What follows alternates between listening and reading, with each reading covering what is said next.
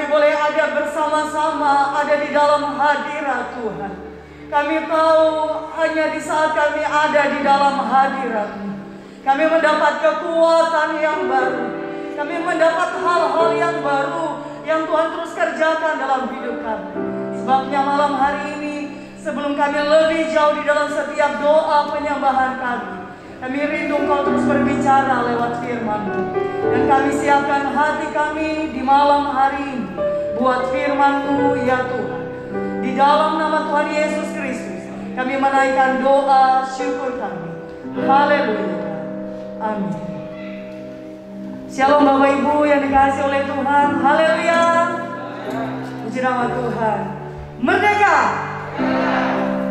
Bapak Ibu Saudara yang dikasihi oleh Tuhan, di dalam hidup kita, bahkan sampai hari ini kita ada. Saya sering, bahkan Bapak Ibu mungkin kalau dengar setiap kata-kata yang saya ucapkan di awal, kita ada ini semua karena kemurahan Tuhan. Amin. Kita ada semua karena kemurahan Tuhan. Dialah yang baik bagi kita semua. Nah, di dalam pelajaran kita, kalau boleh dikata di dalam doa malam di setiap hari Jumat, kita sedang mempelajari Kitab Matius pasal yang kelima, mulai dari ucapan berbahagia. Orang-orang yang berbahagia, ada hal-hal yang harus dilakukan sebagai tanggung jawabnya sebagai seorang yang sudah dibenarkan oleh Tuhan, yang sudah dimerdekakan oleh Tuhan.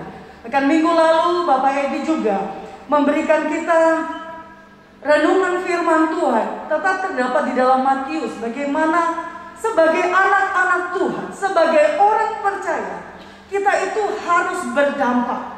Kita itu harus berdampak, tidak hanya yang ada di sekitar kita, di ruang lingkup yang kecil, tetapi kita harus berdampak dimanapun kita berada. Nah, Bapak Ibu yang dikasihi oleh Tuhan, masih di dalam Matius pasal yang kelima. Minggu lalu Bapak Ibu sempat membaca rincian-rincian yang Bapak Edi sudah berikan. Bagaimana di malam hari ini ada tema yang akan kita bahas, yaitu arti hukum jangan membunuh. Matius pasal yang kelima ayat 21 sampai dengan ayatnya yang ke-26. Matius pasal yang ke-20, Matius pasal 5 ayat 21 sampai dengan ayatnya yang ke-26.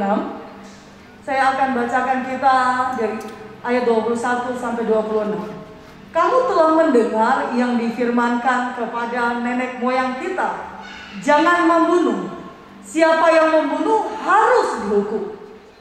Tetapi aku berkata kepadamu, setiap orang yang marah terhadap saudaranya harus dihukum. Siapa yang berkata kepada saudaranya kafir harus dihadapkan ke mahkamah agama. Dan siapa yang berkata jahil harus diserahkan ke dalam neraka yang menyala-nyala. Sebab itu, jika engkau mempersembahkan persembahanmu di atas mezbah, dan engkau teringat akan sesuatu yang ada dalam hati saudaramu terhadap engkau, tinggalkanlah persembahanmu di depan mezbah itu, dan pergilah berdamai dahulu dengan saudaramu, lalu kembali untuk mempersembahkan persembahanmu itu.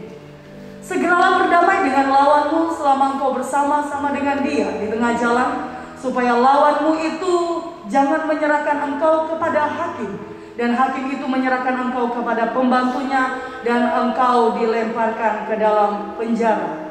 Aku berkata kepadamu, sesungguhnya engkau tidak akan keluar dari sana sebelum engkau membayar hutangmu sampai lunas. Bapak Ibu Saudara yang dikasihi oleh Tuhan, di beberapa minggu ke depan yang akan kita pelajari, yaitu di dalam Matius pasal yang kelima, mulai dari ayatnya yang hari ini kita belajar ayat 21 sampai 26. Minggu depan kita akan belajar bagaimana firman Tuhan mengatakan jangan bersinah. Dan hari ini firman Tuhan mengajar kita, kalau kita lihat dari ayat 21. Ayat 21 ini sebenarnya diawali dengan dimulai di ayat 17 sampai dengan 20, di mana dikatakan Yesus dan hukum Taurat. Bicara tentang hukum Taurat, kita pasti sangat sering mendengar itu, bahkan di dalam kitab Perjanjian Lama. Bapak Ibu Saudara, dikatakan di ayat 17, janganlah kamu menyangka bahwa aku datang untuk meniadakan hukum Taurat atau kitab para nabi. Aku datang bukan untuk meniadakan, melainkan untuk menggenapinya. Sampai akhirnya kalau Bapak Ibu membaca di sini, dikatakan tidak ada satupun dari perintah yang Tuhan sudah perintahkan, sudah tuliskan di dalam hukum Taurat, yang paling kecil pun itu yang akan ditiadakan. Semuanya itu ketika Tuhan datang bukan untuk meniadakan, tetapi untuk dikatakan untuk menggenapi.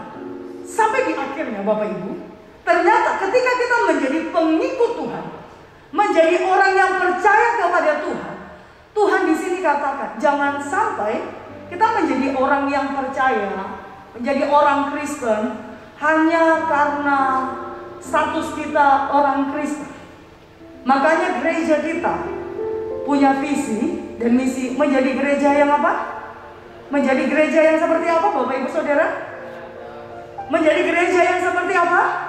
Menjadi gereja yang berkualitas. Siapa itu gereja? Gereja itu bukan berbicara tentang gedung-gedung ini, gedung gereja ini, tapi gereja itu berbicara tentang kehidupan kita pribadi lepas pribadi. Amin. Kita adalah mempelai-mempelainya Kristus. Kita adalah gereja-gereja. Dan di ayat 20, sebelum kita lanjut ke ayat 21 dikatakan, maka aku berkata kepadamu, jika hidup keagamaanmu tidak lebih benar daripada hidup keagamaan ahli-ahli Taurat dan orang-orang Farisi, sesungguhnya kamu tidak akan masuk ke dalam kerajaan surga. Kalau dari sini saja kita lihat pembahasan di ayat 20, kita mungkin akan kembali. Kenapa kita diminta hidup keagamaan kita itu harus lebih benar daripada orang-orang Farisi dan ahli Taurat? Karena kita tahu bersama Bapak Ibu Saudara, atau mungkin malam hari ini ada yang belum tahu, orang-orang Farisi bahkan di dalam Alkitab, di dalam setiap kisah-kisah yang di dalam Perjanjian Baru jelas sekali dikatakan ya, di sana menunjukkan bagaimana orang Farisi, orang ahli Taurat, apa yang mereka lakukan di dalam hal keagamaan mereka, di dalam hal iman mereka kepada Tuhan. Yang harus Bapak Ibu perhatikan, saya mohon izin buka masker. Yang harus Bapak Ibu perhatikan, ahli-ahli Taurat, orang-orang Farisi itu menjalankan keagamaan mereka hanya sekedar rutinitas. Tetapi iman percaya mereka kepada Tuhan itu karena mereka tahu bahwa mereka inginkan bahwa ketika Yesus datang ke dunia, itu datang sebagai raja, bukan sebagai manusia. Dan Bapak Ibu Saudara yang dikasihi oleh Tuhan, kehidupan, kalau kita lihat kehidupan orang-orang Farisi di sini, sampai kalau Bapak Ibu baca di dalam Alkitab, Bapak Ibu akan menemukan bahwa bagaimana cara-cara ibadah mereka, sampai mereka beribadah itu di pinggir jalan supaya dilihat orang. Ketika memberikan persembahan, mereka itu memberikan itu banyak. Ada yang bahkan dikatakan dibuat perbandingan ya, ada wanita yang membawa persembahan yang dia punya, itu yang dia punya. Tetapi Tuhan Yesus berkata, ada orang yang membawa persembahan begitu banyak. Persembahan siapa yang diterima? Nah, di sini kita melihat apa yang Tuhan Yesus tekankan. Kenapa dikatakan kalau hidup keagamaanmu tidak lebih benar daripada hidup keagamaan ahli-ahli Taurat dan orang-orang Farisi, sesungguhnya kamu tidak akan masuk ke dalam kerajaan surga. Harus kita ingat, orang Farisi, orang ahli-ahli Taurat itu fanatik sekali dengan agama, fanatik sekali dengan ajaran-ajaran.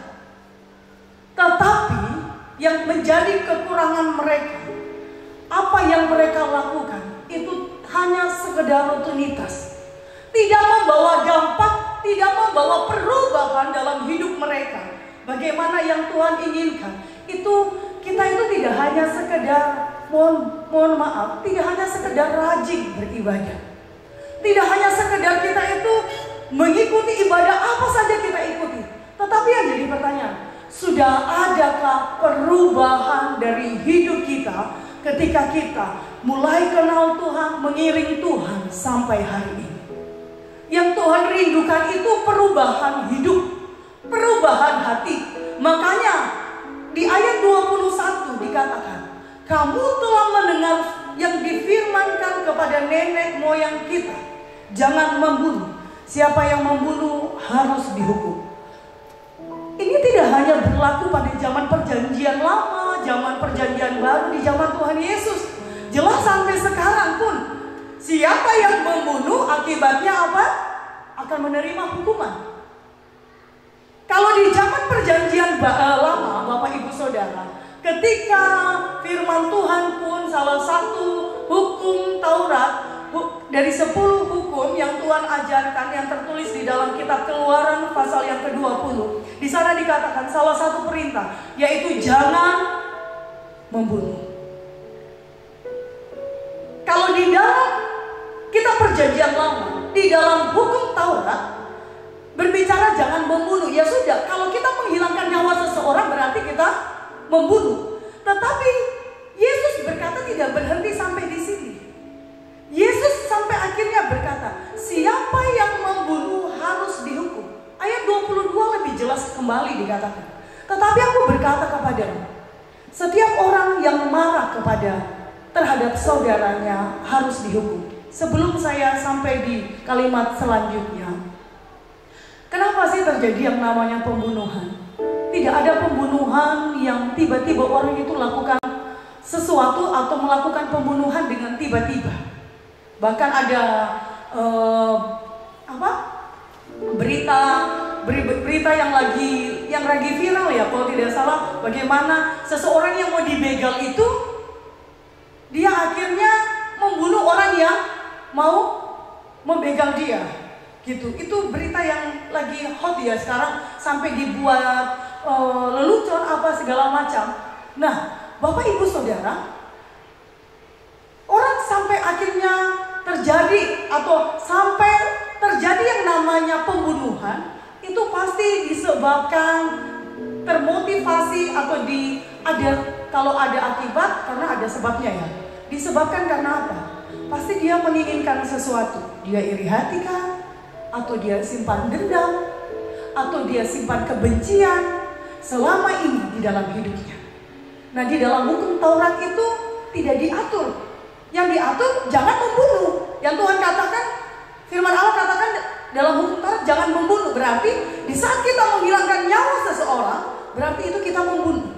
Tetapi Yesus, dikatakan firman Tuhan di ayat 17, Yesus datang bukan untuk meniadakan hukum Taurat, tetapi Yesus datang untuk menggenapi hukum Taurat. Apa yang Yesus lebih menekankan di sini? Di sini Tuhan mau mengajarkan kita. Banyak kali terjadi yang namanya pembunuhan. Itu diakibatkan, itu karena diawali dengan marah. Orang marah itu ada sebabnya, benci. Orang melakukan pembunuhan pasti dia punya motivasi. Orang melakukan pembunuhan dia pasti punya motivasi, entah itu kebencian, dia iri hati, dia sudah jengkel mungkin karena apa? Mungkin sering dihina, mungkin sering dia dilecehkan atau segala macam. Itu sebabnya Tuhan berkata di ayatnya ke-22, tetapi aku berkata kepadamu, setiap orang yang marah terhadap saudaranya harus dihukum. Ternyata Yesus itu datang ketika untuk menggenapi hukum Taurat.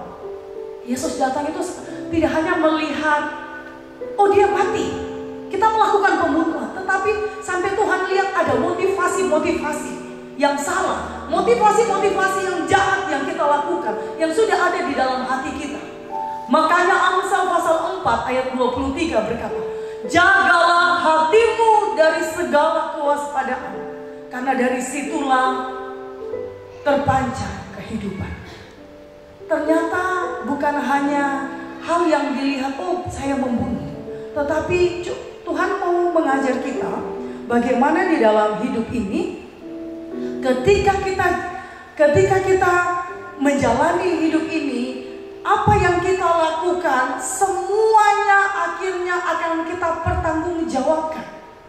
Di dalam hal arti jangan membunuh. Bapak Ibu, kalau orang yang sudah marah, banyak hal yang dilakukan.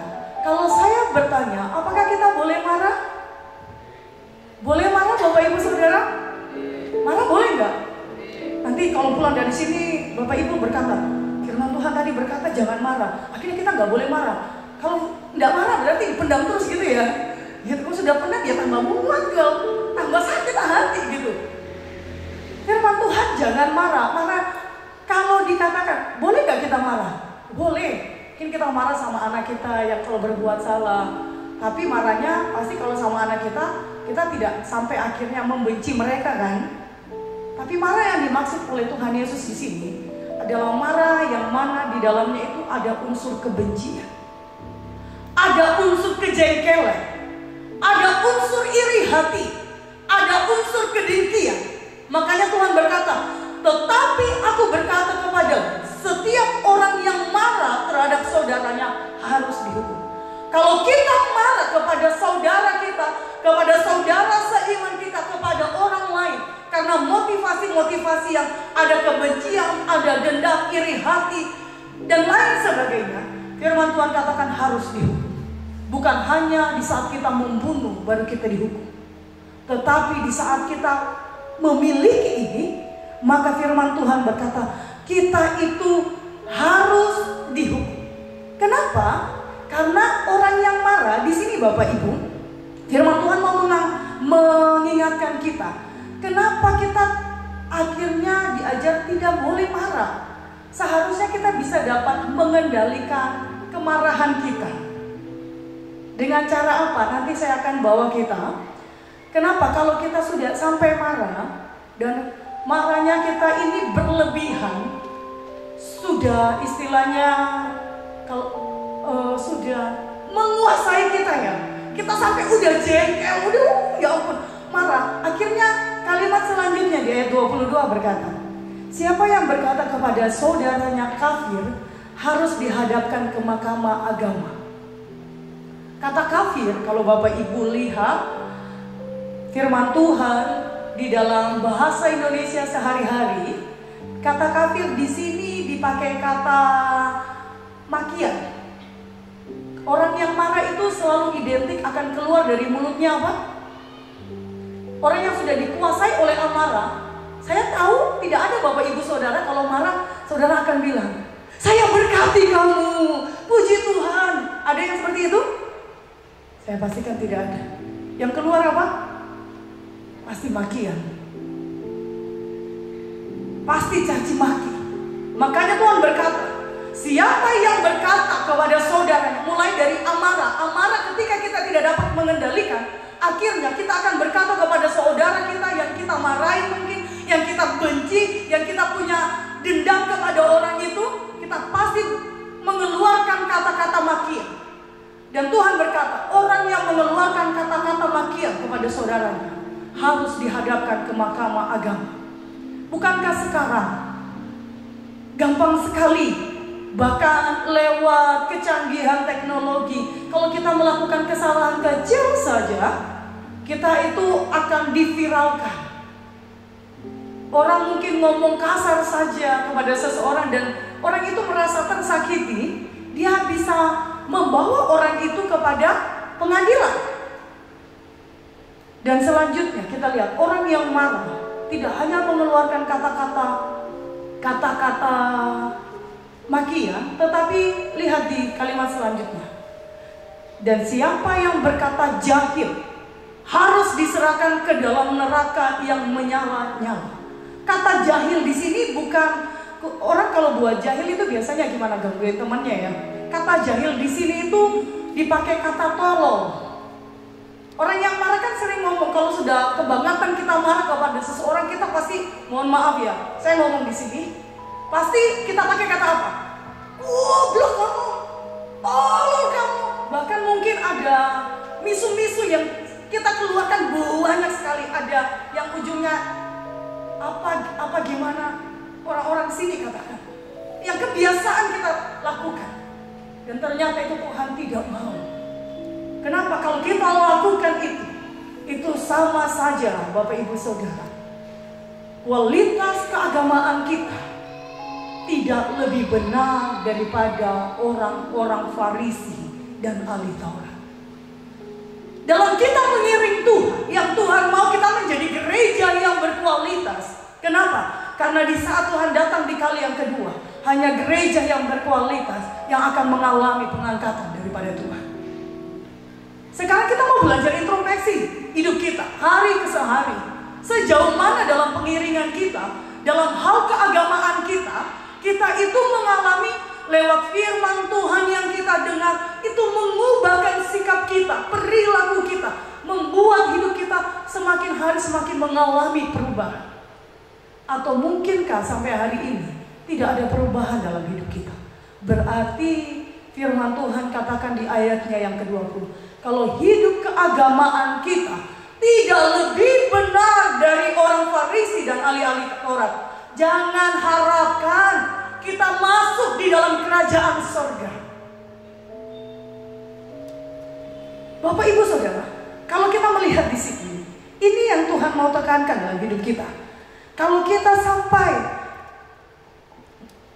marah, bahkan di dalam kemarahan kita lihat bahwa kalau kita sudah sampai mengeluarkan makian, kita sampai mengeluarkan mohon maaf, kata goblok, tolol kamu gak bisa, apa sih yang kamu bisa? Apa yang akan terjadi kepada orang yang kita hakimi? Bukankah mereka akan tertekan? Bukankah mereka akan merasa down? Bukankah mereka akan merasa akhirnya, wah, saya nggak bisa buat apa-apa? Jangan membunuh di sini bukan hanya ketika kita membunuh seseorang secara fisik, tetapi lewat amarah kita yang termotivasi karena awal mulanya hati kita ini kita tidak jaga dengan baik. Kita memberikan kesempatan kepada iblis. Ketika kita marah, kita tidak stop, tapi kita berikan kesempatan kepada iblis. Akhirnya apa? Marah kita semakin menjadi. Makanya Bapak Ibu Saudara, di malam hari ini firman Tuhan berkata, kalau kita melakukan hal ini, ayat 22 bagian terakhir dikatakan kalimat terakhir, harus diserahkan ke dalam neraka yang menyala-nyala. Bapak Ibu Saudara yang dikasihi oleh Tuhan, bicara tentang akan diserahkan ke dalam neraka yang menyala-nyala, berarti neraka itu ada. Neraka itu ada. Dan apa yang terjadi? Orang yang dimasukkan ke dalam neraka itu bukan hanya orang yang melakukan pembunuhan secara fisik, tetapi orang yang masih menyimpan dendam, orang yang masih menyimpan kebencian, orang yang masih menyimpan akar pahit, orang yang masih menyimpan hal-hal yang tidak baik, yang akhirnya membuat dirinya bisa marah. Dan akhirnya mungkin satu saat karena kemarahannya tidak bisa dikendalikan, akhirnya juga berakibat fatal sampai melakukan yang namanya pembunuhan. Ingat, firman Tuhan malam hari ini kita tidak hanya melakukan pembunuhan secara fisik, tetapi lebih dilihat dari motivasi kita. Kalau ternyata dalam hidup ini kita masih menyimpan hal-hal ini, kita tidak akan bisa masuk dalam kerajaan Allah. Mungkin kita bisa memberi kepada orang lain, mungkin kita bisa bermurah hati kepada orang lain, tapi kalau kita masih simpan kepahitan, kita masih simpan kebencian, kita tidak bisa mengampuni orang. Saya mau katakan, perhatikan kembali, percuma ibadah kita, percuma pelayanan kita, karena itu tidak ada gunanya. Makanya Tuhan berkata di ayat selanjutnya, sebab itu, jika engkau mempersembahkan persembahanmu di atas mezbah, dan engkau teringat akan sesuatu yang ada dalam hati saudaramu terhadap engkau, tinggalkanlah persembahanmu di depan mezbah itu, dan pergilah berdamai dahulu dengan saudaramu, lalu kembali untuk mempersembahkan persembahan. Tuhan itu sebenarnya di saat kita melayani, seperti saya ada berdiri di sini, Tuhan tidak melihat, oh sejauh mana saya banyak melayani, hebatnya saya melayani. Buat pelayan-pelayan juga, bahkan buat kita semua tidak dihitung seberapa banyak kita rajin ke gereja. Tidak. Yang Tuhan mau ketika kita melakukan sesuatu untuk Tuhan, tapi kalau ternyata kita masih teringat, kita pernah nyakitin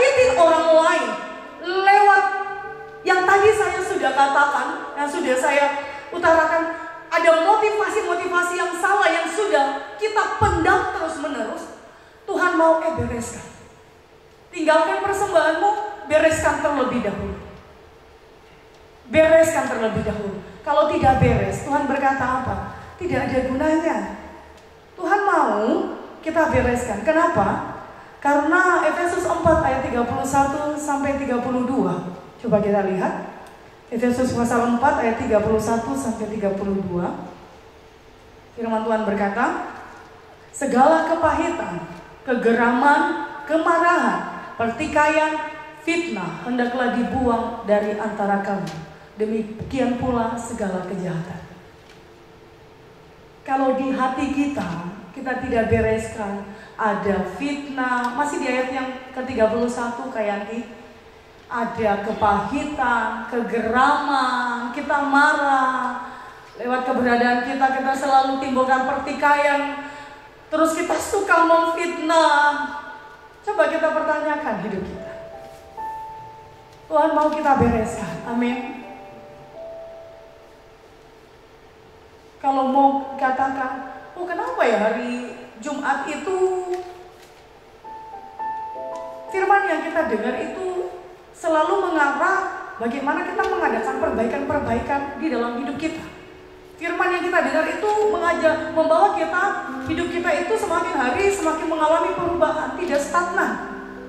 Karena yang Tuhan mau, kita itu benar-benar, kalau kita bisa sampai setia di sini bukan hanya setia, oh rajin ke gereja, tidak. Karena kerajinan itu bisa jadi hal yang kita bisa, istilahnya gini, kita menutupi sesuatu yang busuk dari hidup kita dengan kerajinan kita beribadah, dengan kesetiaan kita mungkin di dalam melakukan pelayanan. Tapi di dalam hati ini memang kita bisa menutupi, tetapi kita tidak bisa menutupi itu di hadapan Tuhan. Yang Tuhan mau kita bereskan, amin. Jangan simpan kepahitan, jangan simpan kegeraman, jangan lakukan fitnah, jangan jangan ada kemarahan, jangan ada kepahitan. Tapi yang Tuhan mau apa? Buang. Supaya apa? Hidup kita itu benar-benar Roh Kudus itu mau masuk di dalam hidup kita, baharui hidup kita dari hari ke hari, sehingga benar-benar hidup kita itu selalu berjalan dalam tuntunan Roh Kudus. Kalau masih ada ini, sanggupkah kita mau berjalan sesuai pimpinan Roh Kudus? Tidak mungkin. Kenapa? Ego kita yang masih main. Bapak Ibu yang dikasih oleh Tuhan, bagaimana caranya? Kita harus buang yang harus ada dalam hidup kita. Ayat yang ke-32, tetapi hendaklah kamu ramah seorang terhadap yang lain, amin.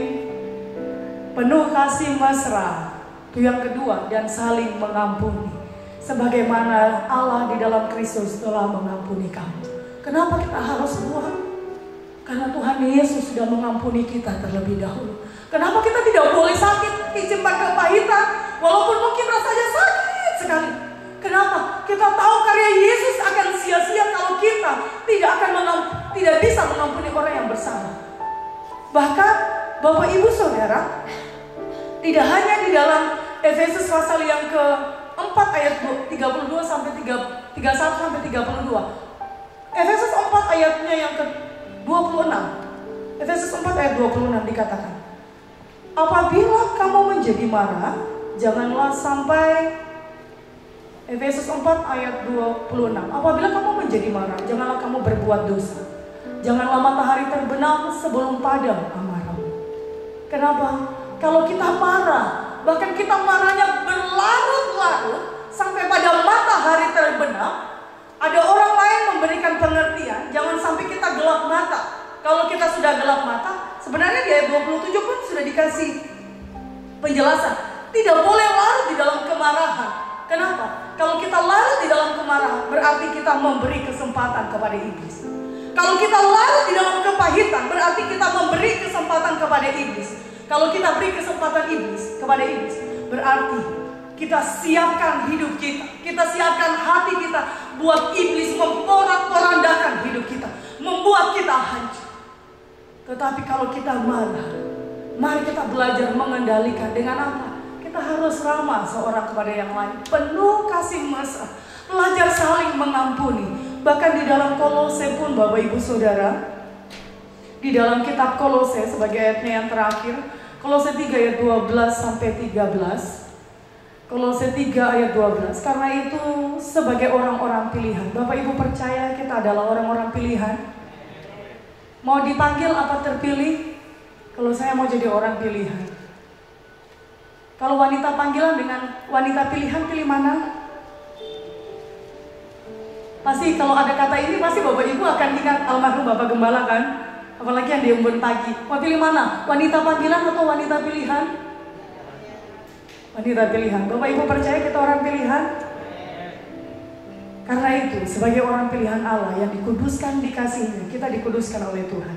Kita dikasihi Tuhan, kenakanlah belas kasihan, kemurahan, kerendahan hati, kelemah lembutan, dan kesabaran. Saya tidak bahas yang lain-lainnya, tetapi bicara tentang kita harus sabar kepada seorang terhadap yang lain itu memang tidak mudah. Sabar itu adalah hal yang harus kita lakukan seumur hidup. Tapi itu bisa kita lakukan ketika Roh Kudus ada dalam hidup kita. Roh Kudus memimpin hidup kita. Sabarlah kamu seorang terhadap yang lain, dan ampunilah seorang akan yang lain. Apabila seorang menaruh dendam terhadap yang lain, sama seperti Tuhan telah mengampuni kamu, kamu perbuat jugalah demikian. Itu yang Tuhan perintahkan, yang harus kita lakukan. Amin. Kenapa? Kalau tidak, ayatnya yang ke-25 sampai 26 dikatakan dari Matius 5 ayat 25 sampai 26. Bahkan Tuhan katakan, segeralah berdamai, jangan tunggu. Oh, saya yang dilukai, maka dia harus minta maaf. Tidak perlu ambil tindakan untuk berdamai. Kenapa? Karena kalau kita tidak berdamai, dikatakan segeralah berdamai dengan lawanmu selama engkau bersama-sama dengan dia di tengah jalan, supaya lawanmu itu jangan menyerahkan engkau kepada hakim, dan hakim itu menyerahkan engkau kepada pembantunya, dan engkau dilemparkan ke dalam penjara. Kalau kita tidak segera berdamai, ada akibatnya. Sampai di ayat 26 dikatakan, aku berkata kepadamu, sesungguhnya engkau tidak akan keluar dari sana sebelum engkau membayar hutangmu sampai lunas. Ayat 25 ke 26. Bukankah kita ini sedang sama-sama berjalan untuk sampai kepada satu tujuan, yaitu tetap terus ada di dalam panggilannya Tuhan. Waktu kita sedang ada di dalam perjalanan bersama-sama, jangan simpan kebencian Bapak Ibu Saudara. Jangan simpan kepahitan. Mari belajar mengampuni. Amin. Ketika kita lakukan ini, maka hidup keagamaan kita baru dikatakan hidup keagamaan kita benar, bahkan melebihi ahli Taurat dan orang-orang Farisi. Dan sudah pasti kalau kita bereskan semua itu, janji firman Tuhan berkata, kita akan menikmati kerajaan Tuhan, masuk di dalam kerajaan Tuhan. Mari sama-sama kita mau datang di hadapan Tuhan. Terima kasih Tuhan, terima kasih Yesus. Haleluya, haleluya.